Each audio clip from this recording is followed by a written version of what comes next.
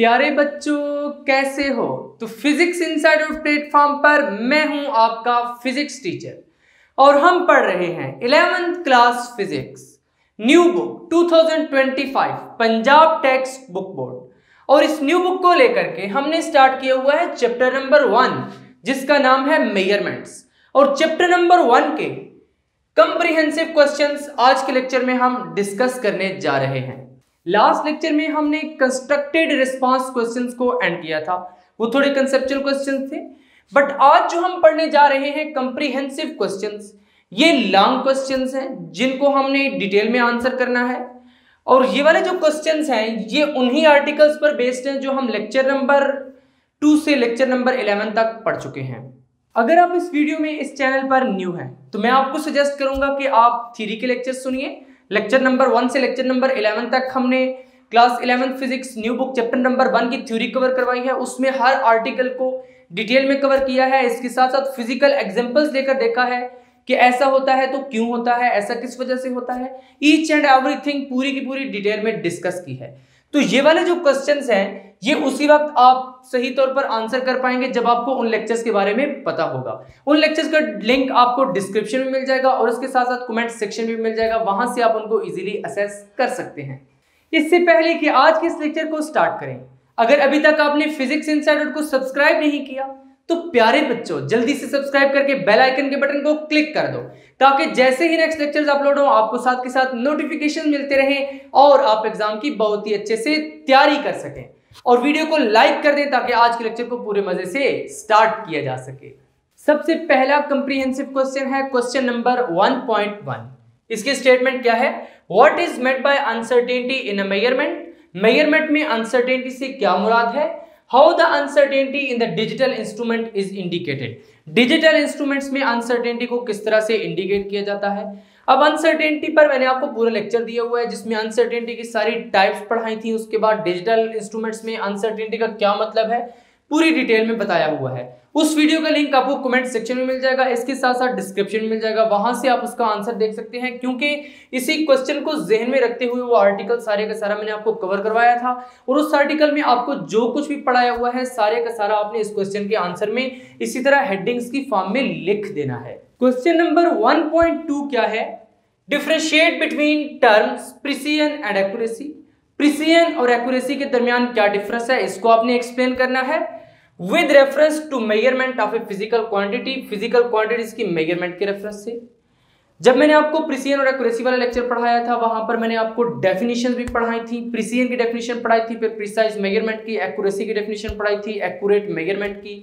उसके बाद factors on which precision depends, factors on which accuracy depends, ये सारे का सारा पढ़ाया था। आपने करना क्या है, दरमियान से लाइन खींचनी है, एक तरफ प्रिसीजन की हेडिंग लगानी है, दूसरी तरफ एक्यूरेसी की हेडिंग लगानी है। और जो कुछ उस लेक्चर में प्रिसीजन से रिलेटेड लिखवाया था वो आपने प्रिसीजन वाली साइड पर लिख देना है और जो कुछ एक्यूरेसी वाले सेक्शन में लिखवाया था वो सारे का सारा आपने एक्यूरेसी वाली साइड पर लिख देना है। उसके बाद उस लेक्चर में 2 एग्जांपल्स मैंने आपको करवाई थी। यहां पर ये जो कह रहा है ना with reference to measurement of a physical quantity, वो दोनों एग्जांपल्स उठाकर आपने यहां पर लिख देनी है। उस लेक्चर का लिंक भी मैं कमेंट सेक्शन में पिन कर दूंगा और इसके साथ साथ डिस्क्रिप्शन में भी दे दूंगा, वहां से आप उनको इजीली असेस कर लेंगे। तो इस तरह से क्वेश्चन नंबर 1.2 भी क्लियर हो जाएगा। अगर मैं यहां पर दोबारा से आपको करवाने लग जाऊंगा तो ये वीडियो बहुत ही लेंथी हो जाएगी, 2-3 घंटे यहीं पर लग जाएंगे। इसलिए क्योंकि ये आर्टिकल ऑलरेडी हमने पढ़े हुए हैं और वही आर्टिकल ही इन क्वेश्चन के आंसर्स हैं। जिस तरह हेडिंग से आपको लिखवाए हुए बिल्कुल आपने उसी पैटर्न पर लिख देने हैं। क्वेश्चन नंबर 1.4 है explain with examples the writing of physical quantities into their dimensions. जो लेक्चर नंबर 11 था उसमें मैंने आपको पढ़ाया था कि डायमेंशंस ऑफ फिजिकल क्वांटिटीज का क्या मतलब है, उनकी डेफिनेशन क्या है, फिर डिफरेंट क्वांटिटीज के डायमेंशंस किस तरह से लिखे जाते हैं, वो सारे का सारा आपने उठाकर यहां पर लिख देना है। राइट इट्स 2 बेनिफिट्स, वहां पर मैंने आपको 2 बेनिफिट्स भी पढ़ाए थे, 2 एप्लीकेशन जो 2 यूजेस पढ़ाए थे वही बेनिफिट्स हैं जिनमें हमने देखा था कि डायमेंशनल एनालिसिस को यूज करके हम homogeneity of physical equation check कर सकते हैं। और दूसरी बात हमने ये की थी कि we can derive the possible formula. तो ये दोनों उसके बेनिफिट्स थे। उस वाले लेक्चर में हमने जो कुछ भी पढ़ा था वो सारे का सारा उठाकर आपने इस क्वेश्चन के आंसर में लिख देना है। अब बाकी बच जाते हैं क्वेश्चन नंबर 1.3 और क्वेश्चन नंबर 1.5। तो चलिए आज के लेक्चर में हम क्वेश्चन नंबर 1.3 और 1.5 को डिटेल में डिस्कस करते हैं। क्वेश्चन नंबर 1.3 का ए पार्ट में क्या कहता है, what is meant by significant figures. Significant figures से क्या मुराद है, ये ऑल्दो हम यूज ऑफ सिग्निफिकेंट फिगर्स वाले लेक्चर में कवर कर चुके हैं सिग्निफिकेंट फिगर्स की डेफिनेशन, बट दोबारा से इसमें हम रिकॉल कर लेंगे क्योंकि क्वेश्चन का जो नेक्स्ट पार्ट है वो आपके लिए न्यू है। Right 2 reasons for using them in measurements, कहता है कि 2 ऐसे रीजंस लिखें जिनमें ये बताया गया हो कि हम सिग्निफिकेंट फिगर्स को क्यों यूज करते हैं।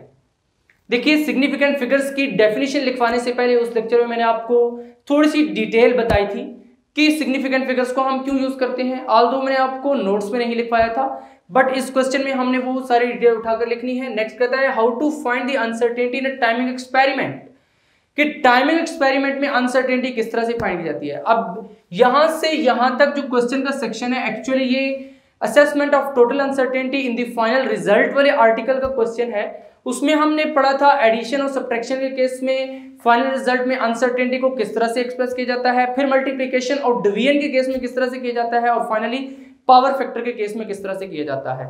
ये उससे नेक्स्ट केस है कि how to find the uncertainty in timing experiment, timing experiment में किस तरह से अनसर्टेनिटी को फाइंड किया जाता है। और फिर कहता है as the time period of a simple pendulum, जिस तरह के सिंपल पेंडुलम का टाइम पीरियड होता है। तो सबसे पहले इस क्वेश्चन में हम सिग्निफिकेंट फिगर्स की डेफिनेशन को रिकॉल करेंगे, उसके बाद हम रीजंस लिखेंगे 2 कि हम सिग्निफिकेंट फिगर्स को क्यों यूज करते हैं, और देन उसके बाद हम ये लिखेंगे कि अनसर्टेनिटी इन टाइमिंग एक्सपेरिमेंट्स किस तरह से फाइंड की जाती है। यहां पर सबसे पहले हमने आंसर की हेडिंग लगाई है, उसमें सबसे पहले सिग्निफिकेंट फिगर्स लिखे हैं। तो सिग्निफिकेंट फिगर्स की डेफिनेशन क्या है, उस लेक्चर में जब मैंने आपको पढ़ाया था तब भी बताया था कि सेकंड वाली जो डेफिनेशन है वो थोड़ी ज्यादा रिलायबल है, उसको आप लिखें। उसमें क्या है, in any measurement the accurately known digits and the first doubtful digit are called significant figures, यानी किसी भी मेजरमेंट में जो डिजिट्स एक्यूरेटली नोन डिजिट्स होते हैं और सबसे पहला डाउटफुल डिजिट, ये सारे के सारे क्या होते हैं, सिग्निफिकेंट फिगर्स होते हैं। अब उस लेक्चर में मैंने आपको फिजिकल एग्जांपल लेकर समझाया था कि एक्यूरेटली नोन डिजिट्स का एक्चुअली मतलब क्या है और डाउटफुल डिजिट यानी फर्स्ट डाउटफुल डिजिट का क्या मतलब है। वहां पर मैंने आपको यही एग्जांपल दी थी कि लेट्स से 2 स्टूडेंट्स हैं और वो मीटर रूल से कुछ लेंथ मेजर करते हैं। एक स्टूडेंट मेजर करता है 25.4 सेंटीमीटर, दूसरा मेजर करता है 25.5 सेंटीमीटर। पॉइंट के बाद जो 4 और 5 है ये अनसर्टेन हो जाएगा या फर्स्ट डाउटफुल डिजिट हो जाएगा, बिकॉज वहां पर जो स्टूडेंट्स हैं उन्होंने अपनी अपनी एस्टिमेशन के मुताबिक इसको लिखा है। इसी तरह हमने यहाँ पर एग्जांपल लिख दिया इन दी मेजरमेंट, एक मेजरमेंट है 25.4 सेंटीमीटर, इसमें ये जो डिजिट्स हैं ये सारे के सारे सिग्निफिकेंट हैं। जाहिर है मैंने आपको रूल्स भी पढ़ाए हुए हैं सिग्निफिकेंट फिगर्स को काउंट करने के, तो यहाँ से आपको पता है कि इसमें 1 2 3 सिग्निफिकेंट फिगर्स हैं, इसलिए हम लिखा all 3 digits are significant, the 2 and 5 are accurately known digits, ये जो 2 और 5 है ये एक्यूरेटली नॉन डिजिट्स हैं, एंड 4 इज एस्टिमेटेड डिजिट, और ये जो 4 है ये फर्स्ट डाउटफुल डिजिट या एस्टिमेटेड डिजिट है।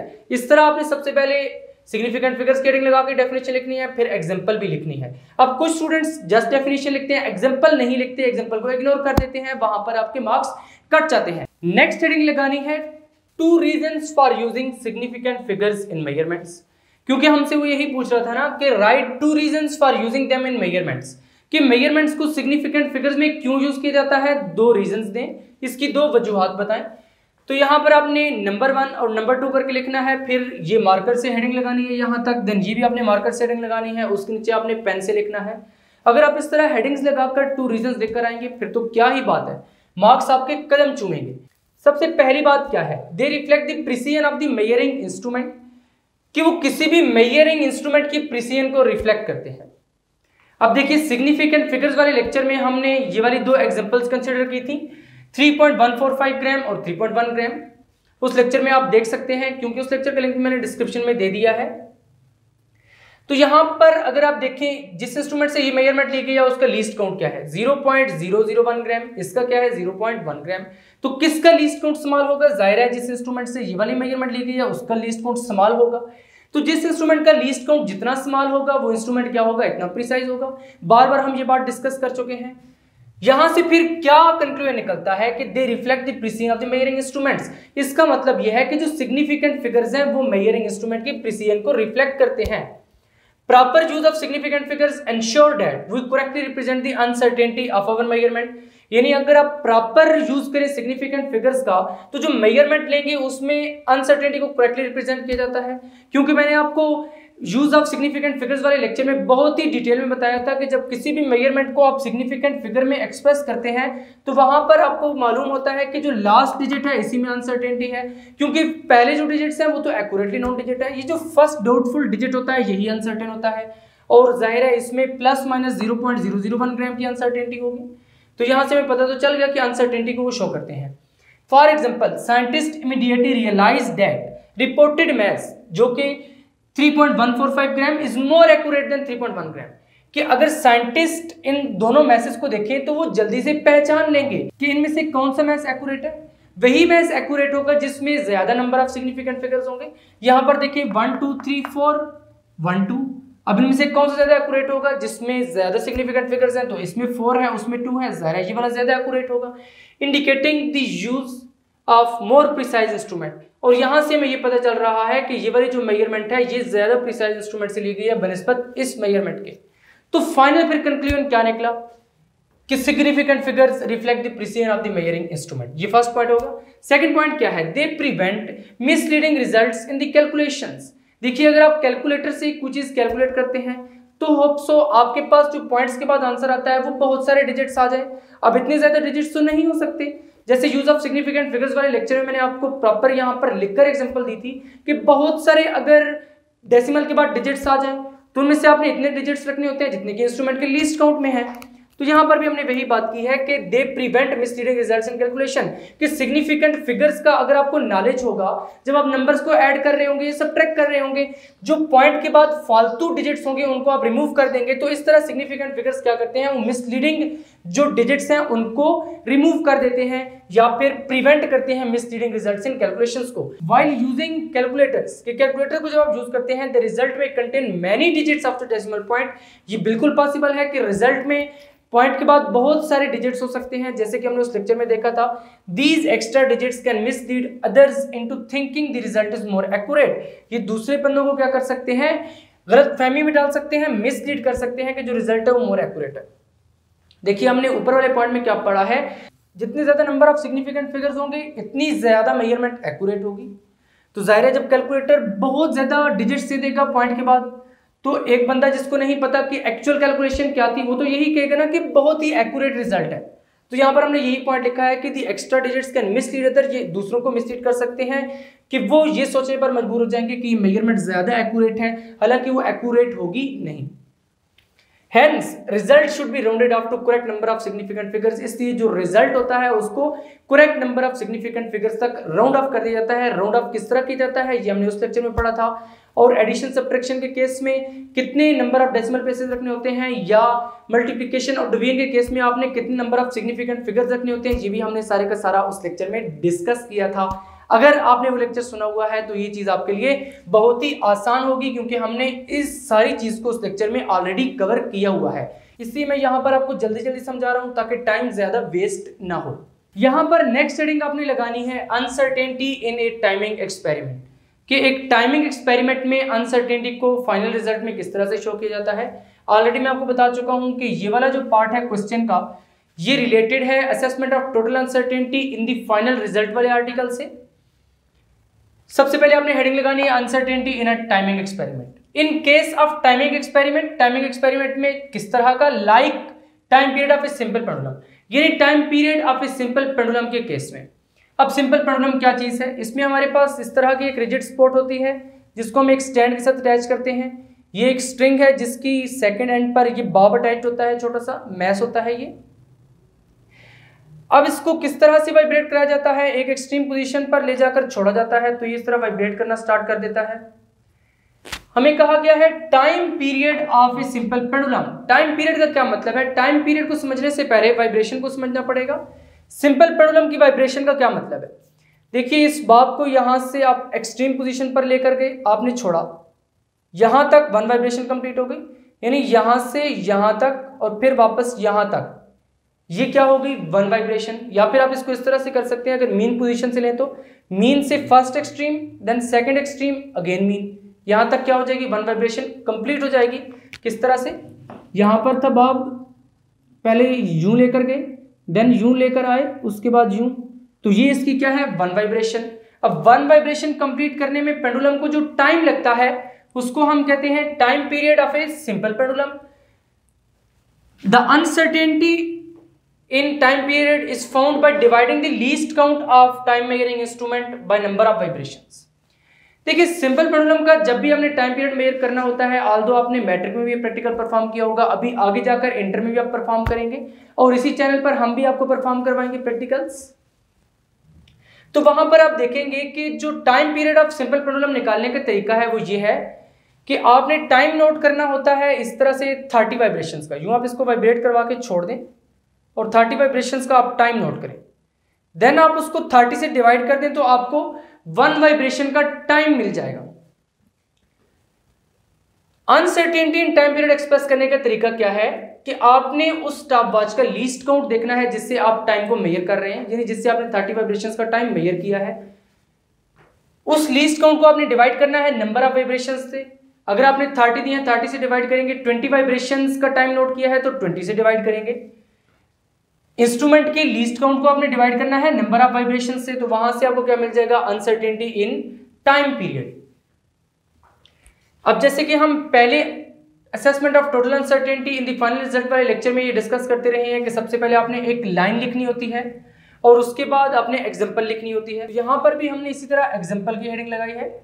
एग्जांपल में क्या है, suppose the time of 30 vibration of a simple pendulum is recorded by a stopwatch, कि 30 वाइब्रेशंस का टाइम स्टॉपवॉच के जरिए नोट किया गया है और उस स्टॉपवॉच का जो लीस्ट काउंट है वो 0.1 सेकंड है। लेट्स से जो आपके पास टाइम आ रहा है वो 52.5 सेकंड आ रहा है। 30 वाइब्रेशंस का टाइम 52.5 सेकंड आया है। इसमें अनसर्टेनिटी कितनी है, 0.1 सेकंड। ऑलरेडी मैं आपको अनसर्टेनिटी वाले लेक्चर में बता चुका हूं कि ये जो आपको साथ दी हुई होती है एब्सोल्यूट अनसर्टेनिटी होती है। प्लस माइनस 0.1 सेकंड का मतलब है 0.1 सेकंड कम भी हो सकता है, 0.1 सेकंड ज्यादा भी हो सकता है।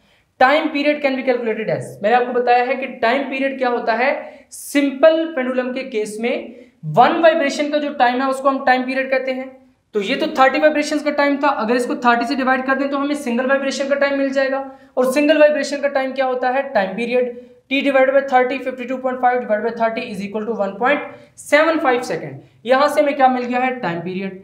अब ये तो टोटल टाइम में अनसर्टेनिटी थी। टाइम पीरियड में हमने अनसर्टेनिटी किस तरह से निकालनी है, जिस तरह हमने इस केस में पढ़ी है उसका क्या फार्मूला है, uncertainty in time period is equal to least count divided by number of vibrations. यहां पे हमने यही लिखा था ना, by dividing least count of measuring instrument by number of vibration, least count by number of vibrations.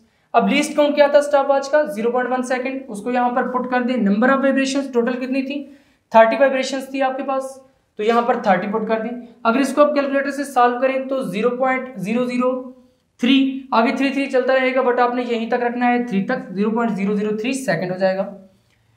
यहां से फिर आप किस तरह से लिखेंगे, thus the time period t is written as, यानी टाइम पीरियड t को आप किस तरह से लिख सकते हैं, t इज इक्वल टू 1.75 और उसमें जो अनसर्टेनिटी है वो इतनी है, इसलिए हमने लिख दिया प्लस माइनस 0.003 सेकंड। तो ये है uncertainty in a timing experiment find करने का तरीका। नेक्स्ट है क्वेश्चन नंबर 1.3 का बी पार्ट। अब इस बी पार्ट में क्या है, ये एक्चुअली एक न्यूमेरिकल है, इसको कंप्रीहेंसिव क्वेश्चन वाले सेक्शन में ऐड किया गया है एज ए बी पार्ट। अगर आपने एग्जांपल्स वाला लेक्चर सुना हुआ है, एग्जांपल नंबर 1.1, 1.2, 1.3, तो ये वाला न्यूमेरिकल आपके लिए बहुत ही आसान हो जाएगा, क्योंकि इसमें आधा पार्ट एज इट इज वही है जो कि हमने एग्जांपल नंबर 1.3 में किया था और बाकी हमने इसमें कुछ फाइंड करना है न्यू। तो चलिए देखते हैं कि इस न्यूमेरिकल की स्टेटमेंट क्या है, क्योंकि सबसे पहले मैंने आपको कहा था कि आपने न्यूमेरिकल की स्टेटमेंट को देखना है कि एक्चुअली उसमें कहा क्या जा रहा है, उसमें आपको क्या क्या चीज गिवन है और आपने उसमें क्या फाइंड करना है। जब आपको ये पता चल जाएगा कि उसमें गिवन क्या है, आपने क्या फाइंड करना है और कौन सा फार्मूला यूज करना है, देन न्यूमेरिकल तो बहुत ही इजी हो जाते हैं। The mass of solid cylinder is 12.85 ग्राम। एक सॉलिड सिलेंडर है उसका मास कितना है, 12.85 ग्राम। सॉलिड सिलेंडर किस तरह का है, इस तरह का कोई सॉलिड सिलेंडर है, यहां पर इसका जो मास है वो कितना है, 12.85 ग्राम। सबसे पहली हेडिंग हम क्या लगाते थे, डेटा। डेटा की हेडिंग यहां पर लगा दीजिए। उसमें सबसे पहला पॉइंट यही होगा, mass of a solid cylinder, mass of a solid cylinder। Is equal to, इसको हम स्मॉल m से डिनोट करेंगे और वो किसके इक्वल है 12.85 ग्राम। देन क्या कहता है, its length is 3.35 centimetre and diameter is 1.25 centimetre. इसकी जो लेंथ है यहां पर वो कितनी है 3.35 सेंटीमीटर, 3.35 सेंटीमीटर। देन नेक्स्ट क्या कहता है, डायमीटर इज 1.25 सेंटीमीटर, यहां से लेकर यहां तक ये डायमीटर है, ये कितना है 1.25 सेंटीमीटर। यहां पर भी हम इसी तरह लिख देंगे length of a solid cylinder is equal to small l से डिनोट करेंगे लेंथ को और क्या लिखेंगे 3.35 सेंटीमीटर। और क्या दिया हुआ है डायमीटर, तो लिखते हैं diameter of a solid cylinder is equal to d is equal to 1.25 centimetre. अब नेक्स्ट क्या कहता है, find the density of its material expressing the uncertainty in the density. आपने यहां पर डेंसिटी भी फाइंड करनी है और अनसर्टेनिटी इन द डेंसिटी भी फाइंड करनी है। अब डेंसिटी एक्चुअली क्या चीज है, ये आपने मैट्रिक में पढ़ा हुआ है। डेंसिटी का फार्मूला होता है मास डिवाइडेड बाय वॉल्यूम, यानी मास को अगर आप वॉल्यूम से डिवाइड करते हैं वहां पर आपको डेंसिटी मिल जाती है। किस तरह से, density is equal to mass divided by volume, और इस डेंसिटी को हम रिप्रेजेंट करते हैं रो से, मास को स्मॉल m से, वॉल्यूम को कैपिटल V से। अब डियर स्टूडेंट्स आप यहां पर देखें कि जो मास है वो तो आपको गिवन है, बट सेकंड थिंग जो वॉल्यूम है वो आपको नहीं गिवन। आप बाकी डेटा से देखें क्या वॉल्यूम फाइंड कर सकते हैं, तो यहां पर आपको लेंथ और डायमीटर गिवन है। देखिए सिलेंडर की वॉल्यूम का फार्मूला क्या होता है, ये मैंने आपको एग्जांपल नंबर 1.3 में बहुत ही डिटेल में समझाया था। और क्या समझाया था, सबसे पहले एरिया ऑफ द सिलेंडर वो क्या होता है पाई आर स्क्वायर, बिकॉज ये एक सर्कल है और सर्कल का एरिया क्या होता है पाई आर स्क्वायर। अगर उसको आप लेंथ से मल्टीप्लाई कर दें तो आपको क्या मिल जाता है वॉल्यूम ऑफ सिलेंडर। तो यानी वॉल्यूम ऑफ सिलेंडर अगर हम इस फार्मूला से कैलकुलेट करके यहां पर पुट कर दें, मास ये वाला उठाकर पुट कर दें, तो हमें यहां से डेंसिटी मिल सकती है। बट अब मसला ये है कि वॉल्यूम में जो एल है वो तो ये गिवन है और ये वाला जो आर है ये हमें डेटा में गिवन नहीं है। आर कैसे फाइंड करेंगे, डायमीटर हमें दिया हुआ है, ये वाला ये चीज दी हुई है। आपको पता है अगर ये सेंटर पॉइंट है तो सेंटर पॉइंट से यहां तक का डिस्टेंस आर है, रेडियस ये भी रेडियस है, its mean diameter is equal to 2r। ये r और r मिलकर 2r बन जाएगा और ये डायमीटर की इक्वल है। यहां से अगर आप r फाइंड आउट करें तो आपको मिलेगा r is equal to d/2। इस फॉर्मूले में अगर v is equal to pi d/2 का स्क्वायर इंटू एल कर दें तो ये हो जाएगा v is equal to pi d square divided by 4 into l. Volume का ये वाला फार्मूला हो जाएगा। इसमें d भी आपको गिवन है, l भी आपको गिवन है। इस v को आप उठाकर इस फॉर्मूला में पुट करेंगे, मास m ये वाला उठाकर आप इस फॉर्मूला में पुट करेंगे, वहां से आपको डेंसिटी मिल जाएगी। लेकिन यहाँ पर काम पूरा नहीं होता, वो कह रहा है अनसर्टेनिटी इन द डेंसिटी। आपने डेंसिटी में अनसर्टेनिटी को भी फाइंड करना है। एग्जांपल नंबर 1.3 में मैंने आपको बहुत ही डिटेल में एक्सप्लेन किया था कि किसी भी मेजरमेंट में आपने अनसर्टेनिटी को किस तरह से फाइंड करना है। ये जो वॉल्यूम है इसमें लेंथ और डायमीटर ये जो दिए हुए हैं ये वही है जो आपने यूज किए हुए हैं ऑलरेडी एग्जांपल नंबर 1.3 में। वॉल्यूम में तो अनसर्टेनिटी इसी तरीके से फाइंड हो जाएगी, फिर डेंसिटी में भी आपने अनसर्टेनिटी फाइंड करनी है। अब इनमें अनसर्टेनिटी फाइंड करने के लिए जरूरी है कि जो आपके पास डाटा है, डाटा में जो m, l और d की वैल्यूज हैं इनकी अनसर्टेनिटी आपको मालूम हो। वो क्वेश्चन में तो गिवन नहीं है। तो यूज ऑफ सिग्निफिकेंट फिगर्स वाले लेक्चर में मैंने आपको बताया था कि जब आपको मेजरमेंट गिवन हो तो वहां से आप अनसर्टेनिटी खुद फाइंड कर सकते हैं। और किस तरह से कर सकते हैं, आपने यहां से देखना होता है कि जिस इंस्ट्रूमेंट से मेजर की गई है उसका लीस्ट काउंट क्या है। तो मास की वैल्यू क्या है 12.85 ग्राम। आपको मैंने क्या बताया था कि पॉइंट नीचे पॉइंट लगाएं, यहां पर 0 लगाएं, इसके नीचे भी 0 लगाएं और जो ये वाला डिजिट है इसके नीचे 1 लगा दें तो आपको क्या मिल जाएगा least count of the instrument मिल जाएगा जिससे वो मेजरमेंट ली गई है। इसका मतलब है जो मास में अनसर्टेनिटी है वो यही है 0.01 ग्राम प्लस माइनस। तो हम यहां पर क्या लिखेंगे, assuming the least count of 0.01 gram for mass and 0.01 centimeter for length and diameter, we can write यहां से आपको बिल्कुल क्लियर ही नजर आ रहा है कि इसका लीस्ट काउंट 0.01 ग्राम होगा जिस इंस्ट्रूमेंट से मेजर की गई है, और जिस इंस्ट्रूमेंट से लेंथ और डायमीटर मेजर की गई है उनका 0.01 सेंटीमीटर होगा। इसलिए हमने यहां पर यही लिखा है। तो अब जो न्यू डाटा बन जाएगा वो क्या होगा, m is equal to 12.85 plus minus 0.01 gram. Next l की क्या वैल्यू हो जाएगी, 3.35 प्लस माइनस 0.01 सेंटीमीटर। उसके बाद d की क्या वैल्यू हो जाएगी, 1.25 प्लस माइनस 0.01 सेंटीमीटर। अब यहां पर डाटा में हमारे पास अनसर्टेनिटीज भी आ चुकी हैं। डाटा हमने कंप्लीटली लिख लिया है। उसके बाद क्या करना है, रिक्वायर्ड लिखना है कि हमने फाइंड क्या करना है। अब यहां पर रिक्वायर्ड भी लिख सकते हैं या फिर टू फाइंड भी लिख सकते हैं, बट रिक्वायर्ड ही लिखते हैं। रिक्वायर्ड क्या है, density of its material expressing the uncertainty in density. तो आपने क्या फाइंड करनी है,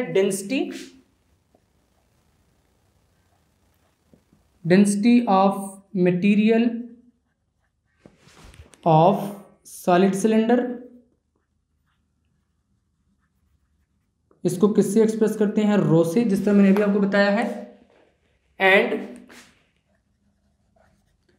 uncertainty in it is equal to question mark. यहां पर क्वेश्चन मार्क डाल दिया है कि हमने ये चीज फाइंड करनी है। अब नेक्स्ट थिंग क्या लिखनी है, फार्मूला। तो यहां पर एक फार्मूला तो ये वाला होगा और दूसरा फार्मूला कौन सा होगा, ये वाला होगा। यहां पर अब क्योंकि एक से ज्यादा फार्मूला यूज होने हैं तो इसलिए हमने हेडिंग क्या लगाई है, फार्मूला की प्लूरल है। सो पहला फार्मूला क्या होगा, v is equal to pi r square l. जिस तरह के अभी मैंने आपको बताया है वही चीज हमने यहां पर लिख दी है। v is equal to pi d/2, r की वैल्यू d/2 होगी और इसका स्क्वायर इसी तरह हो जाएगा। यहां पर ये जो 3 डॉट्स, 2 डॉट्स ऊपर 1 डॉट नीचे, इसको सिंस कहते हैं। Since r is equal to d/2, v is equal to pi d का square, d square divide by 2 का स्क्वायर, 4 इंटू l।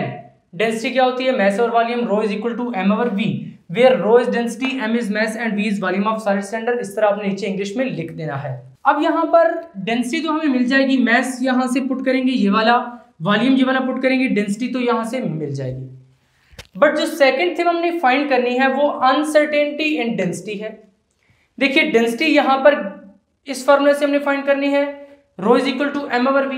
डिवीजन या फिर मल्टीप्लिकेशन के केस में हम क्या करते हैं, सबसे पहले इंडिविजुअल क्वांटिटीज की परसेंटेज अनसर्टेनिटी फाइंड करते हैं जो कि डिवीजन में या मल्टीप्लिकेशन में आ रही है। यहाँ पर क्योंकि डिवीजन का केस है, मास और वॉल्यूम डिवाइड हो रहे हैं, तो सबसे पहले मास में परसेंटेज अनसर्टेनिटी फाइंड करनी पड़ेगी और फिर वॉल्यूम में परसेंटेज अनसर्टेनिटी फाइंड करनी पड़ेगी। उसके बाद हमें परसेंटेज अनसर्टेनिटी इन डेंसिटी मिलेगी और उस तरीके से हम उसको फाइनल रिजल्ट में शो करेंगे। Percentage uncertainty in mass and percentage uncertainty in volume को जब आप ऐड करेंगे तो वहां से आपको परसेंटेज अनसर्टेनिटी इन डेंसिटी मिलेगी। अब इनको किस तरह से फाइंड करना है, क्यों फाइंड करना है, ये तो मैंने आपको उसी लेक्चर में बताया था बहुत ही डिटेल में। इसलिए मैं आपको सजेस्ट करूंगा कि अगर वो लेक्चर आपने अभी तक नहीं सुना तो उस लेक्चर को पहले सुन लीजिए ताकि वो कंसेप्ट्स आपको 100% क्लियर हों और आप ये न्यूमेरिकल बहुत ही अच्छे तरीके से कर सकें। अनसर्टेनिटी इन मास तो गिवन है, बट अनसर्टेनिटी इन वॉल्यूम हमें फिर फाइंड करना पड़ेगी और वो एग्जांपल नंबर 1.3 में हमने ऑलरेडी फाइंड की हुई है। वहां पर भी हमने यही फार्मूला यूज किया था। अब इस फार्मूला में देखें तो d और l ये आपस में मल्टीप्लाई हो रहे हैं। स्क्वायर को 2 मिनट के लिए साइड पर कर दें, d और l आपस में मल्टीप्लाई हो रहे हैं। जब मल्टीप्लिकेशन का केस है तो अगेन आपको डायमीटर में भी परसेंटेज अनसर्टेनिटी फाइंड करनी पड़ेगी, लेंथ में भी परसेंटेज अनसर्टेनिटी फाइंड करनी पड़ेगी। जब आप उन दोनों को ऐड करेंगे तो वहां से आपको टोटल परसेंटेज अनसर्टेनिटी मिलेगी, बट उसके साथ जो डायमीटर वाली परसेंटेज अनसर्टेनिटी उसको 2 से मल्टीप्लाई भी करना पड़ेगा क्योंकि पावर फैक्टर का केस आ रहा है यहाँ पर। तो पावर फैक्टर के केस में हम क्या करते थे कि पावर फैक्टर से मल्टीप्लाई करते थे परसेंटेज अनसर्टेनिटी को, तो वहां से वॉल्यूम की टोटल परसेंटेज अनसर्टेनिटी मिलेगी। यहां पर फिर थर्ड फार्मूला क्या हो जाएगा,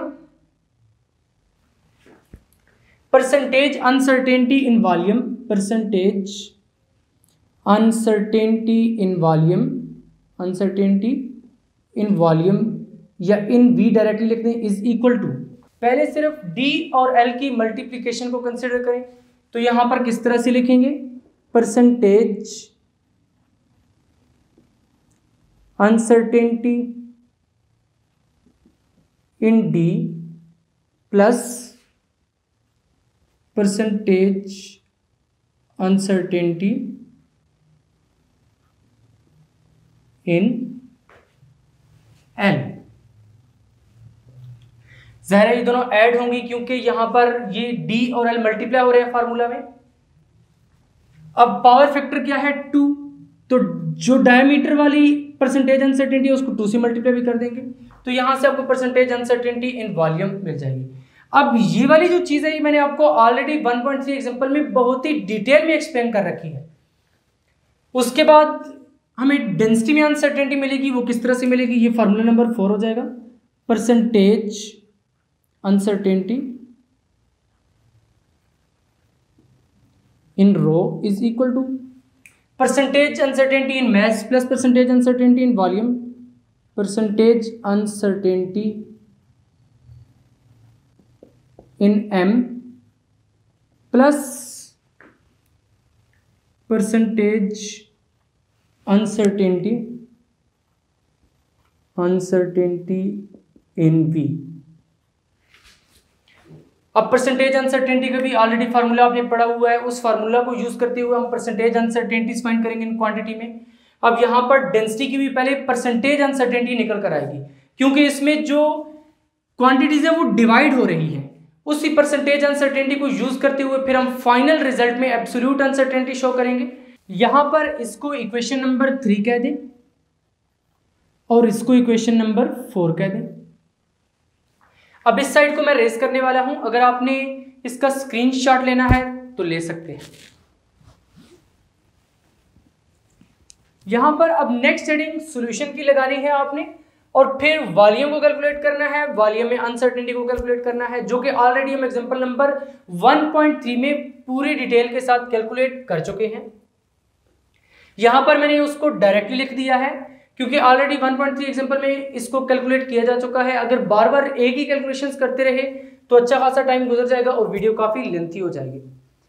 यहां पर अब इसको थोड़ा सा रिकॉल कर लेते हैं। जाहिर है इसको फाइंड करने के लिए सबसे पहले percentage uncertainty in d find करनी थी, फिर percentage uncertainty in l find करनी थी, तो वही फाइंड की percentage uncertainty in d is equal to percentage uncertainty का फार्मूला मैंने आपको बताया था absolute uncertainty divided by measurement multiply by 100%। तो ये एब्सोल्यूट अनसर्टेनिटी थी जो कि डाटा में दी गई थी और उसके बाद यहाँ पर ये मेजरमेंट है, इसको मल्टीप्लाई 100 किया तो यहाँ से ये आंसर आ जाता है 0.8%। 0.8% कैसे आया है, राउंड ऑफ करके आया है प्रॉपरली, ये भी हमने उस लेक्चर में डिटेल में डिस्कस किया था। Then percentage uncertainty in l is equal to absolute uncertainty divided by measurement multiply by 100%। वही आपने कर दिया 0.01 centimetre divide by 3.35 centimetre multiplied by 100% is equal to 0.3%।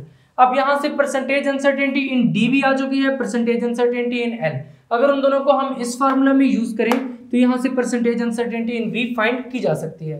तो परसेंटेज अनसर्टेनिटी इन वी क्या लिखा, यूजिंग इक्वेशन 3, इस इक्वेशन 3 को use करते हुए 2 यहां पर था, 2 इसी तरह लिख दिया into percentage uncertainty in D जो कि ये वाली थी 0.8 पुट कर दिया, आगे प्लस इसी तरह से percentage uncertainty in L, percentage uncertainty in L को उठाकर यहाँ पे पुट कर दिया। उसके बाद 0.8 को 2 से मल्टीप्लाई करेंगे तो 1.6 परसेंटेज, इसी तरह से प्लस 0.3% तो ये आ जाएगा 1.9%।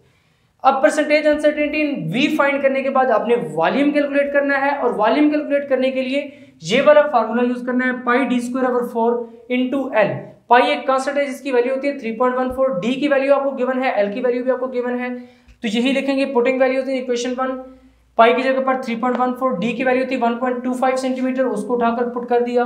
देन एल की वैल्यू थी 3.35 सेंटीमीटर, तो उसको भी उठाकर पुट कर दिया यहाँ पे डिवाइडेड बाय 4। इसी तरह से इसको अगर आप कैलकुलेटर पर कैलकुलेट करें तो आपके पास ये आंसर आता है 4.11 सेंटीमीटर क्यूब। अब आपके पास पॉइंट के बाद बहुत सारे डिजिट्स आएंगे, बट आपने कितने डिजिट्स रखने हैं, जितने के यहाँ पर उस क्वांटिटी में है जिसमें सबसे कम नंबर ऑफ सिग्निफिकेंट फिगर्स हैं, क्योंकि ये मल्टीप्लिकेशन डिवीजन का केस है और मल्टीप्लिकेशन डिवीजन के केस में आपने उतने नंबर ऑफ सिग्निफिकेंट फिगर्स रखने होते हैं जितने के उस फैक्टर में होते हैं जिसमें सबसे कम नंबर ऑफ सिग्निफिकेंट फिगर्स होते हैं। तो इसमें भी 3 है, इसमें भी 3 है, इसमें भी 3 है, इसलिए फाइनल रिजल्ट में आपने 3 सिग्निफिकेंट फिगर्स रखने हैं। जो ज्यादा आगे आएंगे डिजिट्स डेसिमल के बाद उनको आपने राउंड ऑफ कर देना है, तो आपके पास ये आंसर आ जाएगा। ऑलरेडी हम कंप्लीट राउंड ऑफ जो है वो एग्जांपल नंबर 1.3 में कर चुके हैं। विद 1.9% अनसर्टेनिटी, यहां पर दिया गया था 1.9 अनसर्टेनिटी। अब आपने क्या करना है कि 1.9% फाइंड करना है इसका। किस तरह से 4.11 multiplied by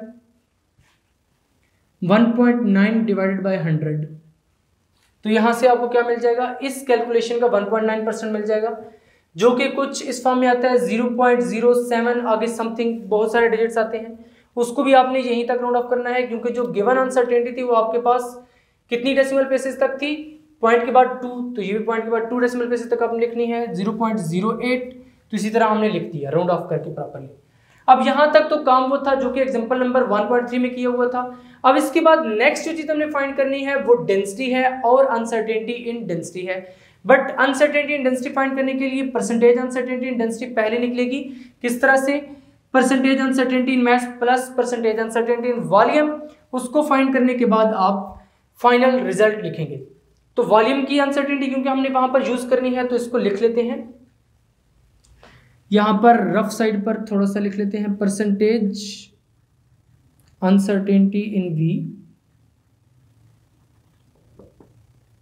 in V is equal to 1.9%,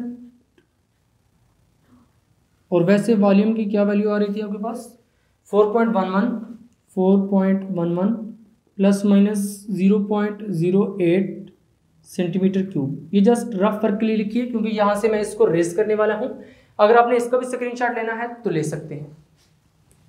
यहां से अब नया काम स्टार्ट होता है, कुछ न्यू कैलकुलेशंस हैं, क्योंकि पहले तो जो वॉल्यूम वाली कैलकुलेशंस थी वो ऑलरेडी हमने एग्जांपल नंबर 1.3 में की हुई थी। अब परसेंटेज अनसर्टेनिटी इन डेंसिटी फाइंड करने के लिए पहले परसेंटेज अनसर्टेनिटी इन मास मालूम होनी चाहिए और फिर percentage uncertainty in volume. Volume की तो ये हमने लिख दी है। परसेंटेज अनसर्टेनिटी इन मास किस तरह से फाइंड करेंगे, absolute uncertainty in mass divided by measurement multiply by 100%, जरा यही फार्मूला था उसका। तो 0.01 ग्राम एब्सोल्यूट अनसर्टेनिटी थी divided by 12.85 gram multiply by 100। अगर आप इसको कैलकुलेटर से सॉल्व करेंगे तो आपके पास आंसर 0.0778 समथिंग आगे चलता जाएगा, राउंड ऑफ करके आपका ये आ जाएगा। उसके बाद क्या करना है, परसेंटेज अनसर्टेनिटी इन डेंसिटी फाइंड करनी है, तो ये वाला फार्मूला यूज करना है, इसलिए हमने लिखा है यूजिंग इक्वेशन 4, यानी इस इक्वेशन 4 को यूज कर लें। परसेंटेज अनसर्टेनिटी इन मास, तो यही आ रही है percentage uncertainty in mass, plus percentage uncertainty in volume, वो 1.9% है, तो 1.9% इस तरफ पुट कर दिया। अगर आप इसको सॉल्व करें तो आपके पास आता है 1.98%। अब परसेंटेज अनसर्टेनिटी इन डेंसिटी भी फाइंड करने के बाद नेक्स्ट थिंग हमने डेंसिटी फाइंड करनी है, तो उसके लिए क्या करेंगे, यूजिंग इक्वेशन 2 या putting values in equation 2, putting values in equation 2, यानी इक्वेशन 2 में आप वैल्यूज उठाकर पुट कर दें तो आपके पास क्या आएगी, density. Density is equal to mass की क्या वैल्यू थी 12.85 ग्राम, वो जो डाटा भी आपको लिखवाया था उसमें लिखवाई थी 12.85 ग्राम। उसके बाद वॉल्यूम की क्या वैल्यू आ रही है 4.11 यूनिट क्या है सेंटीमीटर क्यूब, वो भी साथ इस तरह लिख दें, इज इक्वल टू, अगर आप इसको सॉल्व करें तो आंसर आता है 3.126520681। कैलकुलेटर से कुछ इस तरह का आंसर आता है ग्राम पर सेंटीमीटर क्यूब, जरा यही बनेगा unit gram per centimetre cube, with 1.98% uncertainty, with 1.98% uncertainty. अब एक्चुअली आपने इसमें कितने नंबर ऑफ सिग्निफिकेंट फिगर्स रखने हैं, देखिए डिवीजन का केस है तो डिवीजन में आपने इतने नंबर ऑफ सिग्निफिकेंट फिगर्स रखने होते हैं जितने के उस फैक्टर में जिसमें सबसे कम नंबर ऑफ सिग्निफिकेंट फिगर्स है। तो इसमें 4 है, इसमें 3 है, जाहिर है आपने इसमें भी फिर 3 रखने होंगे, यहाँ तक ये सारे के सारे ड्रॉप करने होंगे। जब आप 1 को ड्रॉप करेंगे तो 1 5 से लेस है, इसलिए पिछला जो 8 है उसको नहीं छेड़ा जाएगा, बल्कि थोड़ा लिखकर करते हैं यहाँ पर 3.126520681, 1 डायरेक्टली ड्रॉप हो जाएगा क्योंकि 5 से लेस है, 3.126520688, 8 क्योंकि 5 से ग्रेटर है तो पिछला जो 6 है वो 7 हो जाएगा जब ड्रॉप करेंगे तो 3.1265207, 7 भी 5 से ग्रेटर है, पिछला 0 1 बन जाएगा, 3.1265221, 1 को अगर आप ड्रॉप करेंगे तो ये भी 5 से लेस है, पिछले 2 पर कोई असर नहीं पड़ेगा, 2 भी क्योंकि 5 से लेस है इसलिए पिछला 5 नहीं छेड़ा जाएगा, तो आपके पास नंबर क्या बन जाएगा 3.1265। अब जब 5 को आपने ड्रॉप करना है तो उसे पिछले वाला नंबर देखना है, वो इवन है या ऑड है। यहाँ पर इवन है तो ये 5 डायरेक्टली ड्रॉप हो जाएगा, तो क्या आ जाएगा 3.126।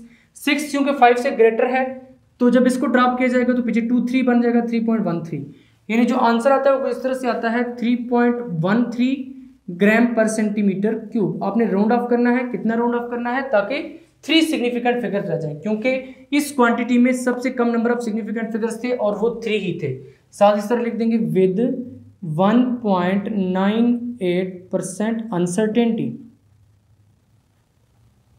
देन यहां पर आपने क्या करना है, इसका 1.98% निकालना है। किस तरह से निकालेंगे, 3.13 मल्टीप्लाइड बाय 1.98 डिवाइडेड बाय 100।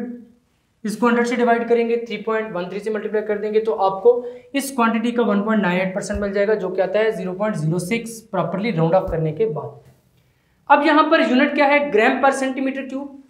प्यारे बच्चों, जब कन्वेंशंस फॉर यूजिंग ऐसा यूनिट्स मैंने आपको पढ़ाया था तो वहां पर ये बताया था कि ये चीज आपने बिल्कुल भूल कर भी नहीं लिखनी, बल्कि आपने लिखना है ग्राम सेंटीमीटर पावर -3। यहां पर भी क्या लिखना है, ग्राम सेंटीमीटर पावर -3। ये मैंने जानबूझकर लिखे थे ताकि ये चीज आपको याद रहे। आंसर की हेडिंग लगाने के बाद नीचे क्या लिख दिया, density of material of solid cylinder is rho is equal to 3.13 plus minus 0.06 gram per centimetre cube. तो यही इस न्यूमेरिकल का कंप्लीट प्रोसीजर है। आपने इन्हीं 5 हेडिंग्स के तहत इसको लिखना है, data, required, formulae, solution and then answer. Next है क्वेश्चन नंबर 1.5। इसमें क्या है, check the homogeneity of the relation. एक रिलेशन दिया गया, उसकी होमोजेनिटी चेक करनी है। जिस तरह के डायमेंशन ऑफ फिजिकल क्वांटिटीज वाले लेक्चर में हमने चेक की थी second equation of motion S is equal to VIT plus half IT square की होमोजेनिटी चेक की थी, दोनों साइड्स के डायमेंशन निकाले थे। सिमिलरली इस रिलेशन की भी हमने होमोजेनिटी चेक करनी है, इस साइड की डायमेंशंस भी निकालेंगे, इसके भी डायमेंशन निकालेंगे।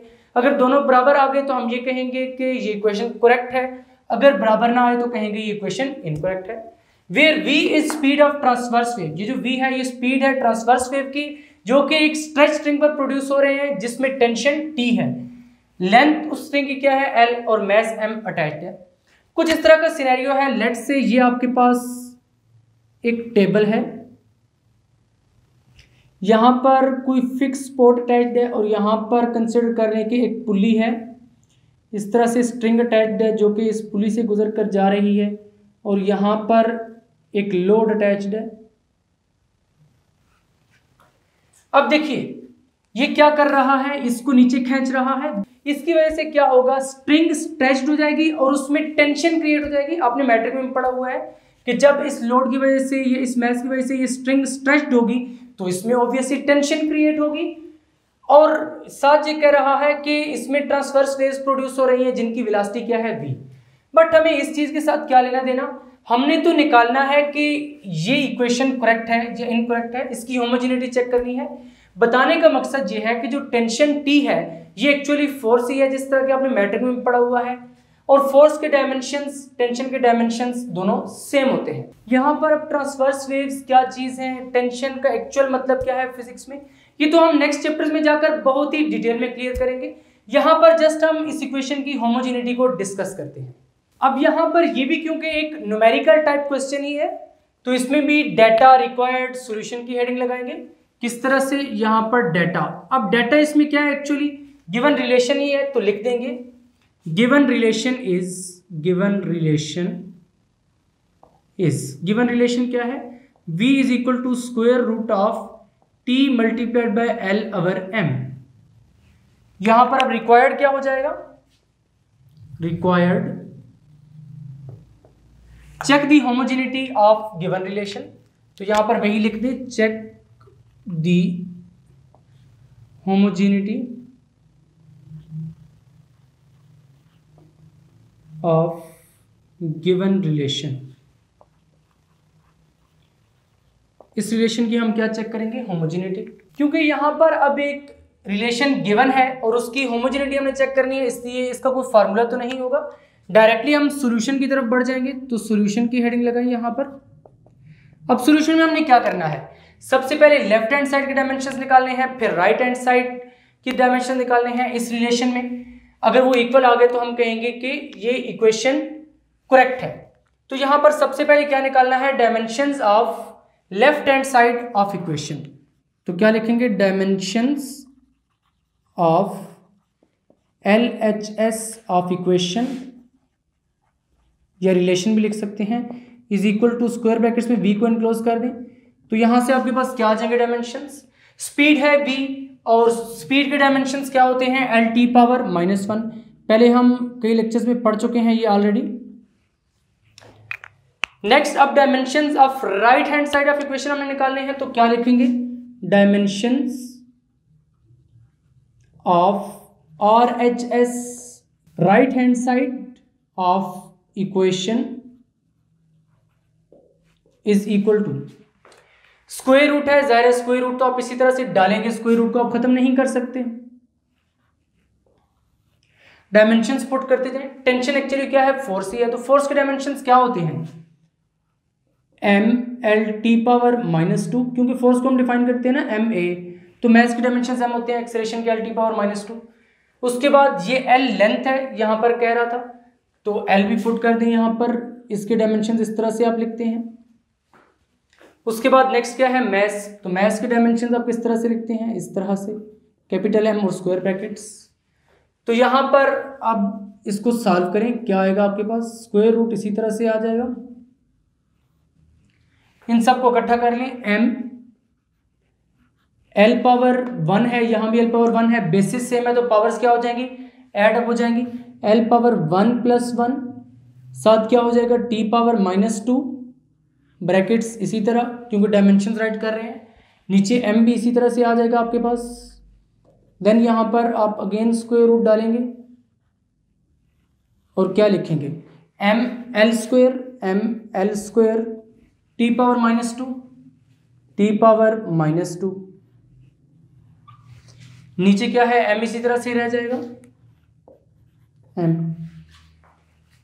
अब यहां पर ये m जब ऊपर जाएगा तो m⁻⁻1 हो जाएगा, क्या लिखेंगे, ब्रैकेट्स में ही mL² t⁻⁻2 इसी तरह, साथ ऊपर m जाएगा तो m⁻⁻1 हो जाएगा, स्क्वायर रूट इसी तरह से कायम दायम रहेगा।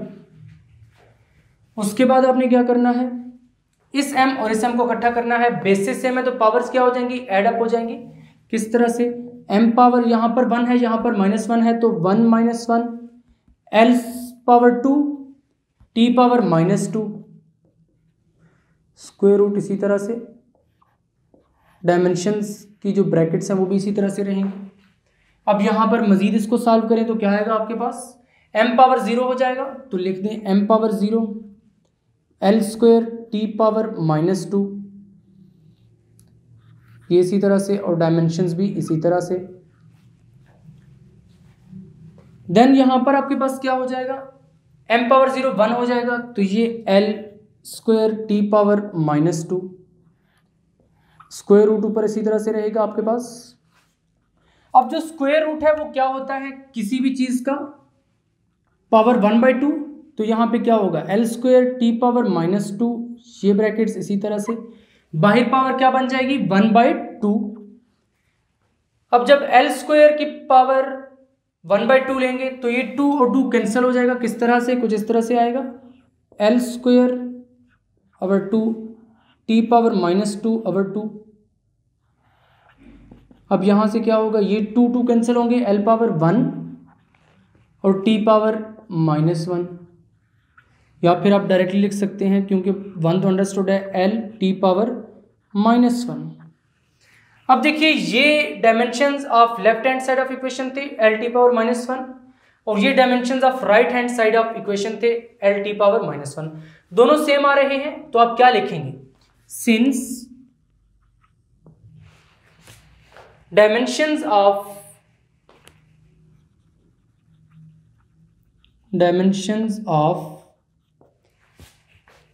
left hand side of equation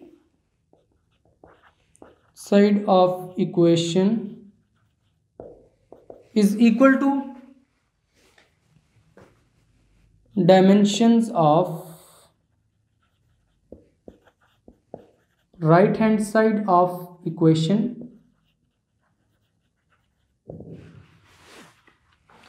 so given relation, इसलिए ये वाला जो गिवन रिलेशन है डायमेंशनली करेक्ट होगा। Given relation is dimensionally correct. तो ये है इस क्वेश्चन का प्रॉपर आंसर। फाइनली आज के लेक्चर में हमने कंप्रीहेंसिव क्वेश्चंस को सॉल्व किया है। चैप्टर नंबर 1 मेजरमेंट्स के जितने भी क्वेश्चंस वाले पार्ट थे, multiple choice question, short answer questions, constructed response questions और उसके बाद कंप्रीहेंसिव क्वेश्चन, ये सारे के सारे हम कंप्लीट कर चुके हैं। अब नेक्स्ट लेक्चर में न्यूमेरिकल्स करेंगे और न्यूमेरिकल्स भी बिल्कुल उसी पैटर्न पर करेंगे जिस तरह हमने एग्जांपल नंबर 1.1, 1.2 और 1.3 सॉल्व की थी। Proper data required, formula, solution और आंसर की हेडिंग लगाएंगे, बिल्कुल इसी तरीके से प्रॉपर सारे के सारे स्टेप्स करेंगे। आपने अब क्या करना है, जस्ट फिजिक्स इनसाइडर को सब्सक्राइब करके बेल आइकन के बटन को क्लिक कर देना है ताकि जैसे ही नेक्स्ट लेक्चर्स अपलोड हो आपको साथ के साथ नोटिफिकेशन मिलते रहें और आप एग्जाम की बहुत ही अच्छे से तैयारी कर सकें, मैक्सिमम मार्क्स गेन कर सकें। मिलेंगे नेक्स्ट लेक्चर में, तब तक के लिए अल्लाह हाफिज।